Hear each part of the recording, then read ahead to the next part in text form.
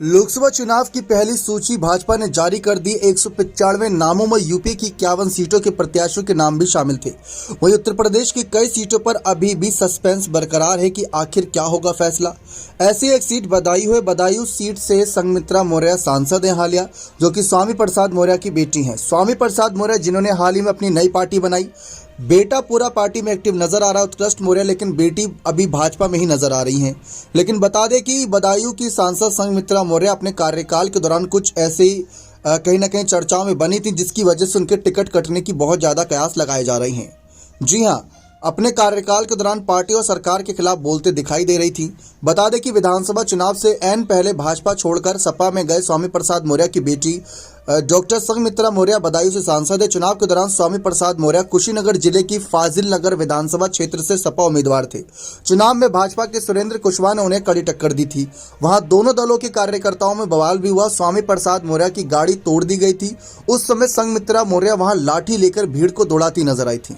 संघमित्रा मौर्य कई video viral हुए थे, इसमें वह भाजपाइयों को गुंडा बताती नजर आई थी। कई और मौके पर वह पार्टी लाइन से अलग हटकर विरोध जताती दिखी।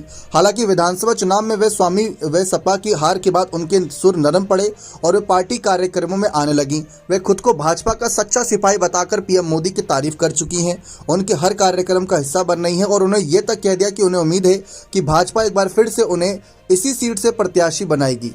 लेकिन अब आपको बता दें कि संघमित्रा मौर्य एक समय पर यह भी कह चुकी हैं कि अगर भाजपा उन्हें जिम्मेदारी देती है कि वे अपने पिता की वापसी भाजपा में कराएं, तो वे इसके लिए भी तैयार है और पूरी कोशिश करेंगी कि उनके पिता स्वामी प्रसाद मौर्य भाजपा का हिस्सा बन जाए। अब ऐसे में सवाल बनता है कि बदायूं सीट जो बहुत ही मुश्किल हालातों में जीती थी और इसमें स्वामी प्रसाद मौर्य की भी बड़ी भूमिका थी, अब स्वामी प्रसाद मौर्य ही साथ छोड़ चुके हैं। उनके दिए हुए बयानबाजी, ऊपर से ऐसी कई सारी वीडियो वायरल होना संघमित्रा मौर्य को सवालों के कटघरे में खड़ा करता है कि बीजेपी यहां से कोई बड़ा और मशहूर चेहरा उतारना चाहती है जो काफी लंबे से सुर्खियों में हो। संघमित्रा मौर्य एक विकल्प हो सकती है, क्योंकि यहां पर अभी तक सपा में भी काफी अनबन देखने को मिल रही है। कभी धर्मेंद्र यादव तो कभी शिवपाल यादव तो कभी आदित्य यादव का नाम सामने आ रहा है और वहां के भी कुछ अपने ही नेता हैं, लोकल नेता, जो कि ये चाह रहे हैं कि सपा उनको टिकट दे। तो कहीं ना कहीं सपा के इस अंतरकलह की वजह से भाजपा हो सकता है कि संघमित्रा मौर्य पर दांव लगा दे, लेकिन फिलहाल तो ऐसे अब कोई आसार नजर नहीं आ रहे, क्योंकि पहली लिस्ट जो थी इसमें बहुत कम बदलाव थे। दूसरी लिस्ट में बदलाव चौंकाने वाले हो सकते हैं।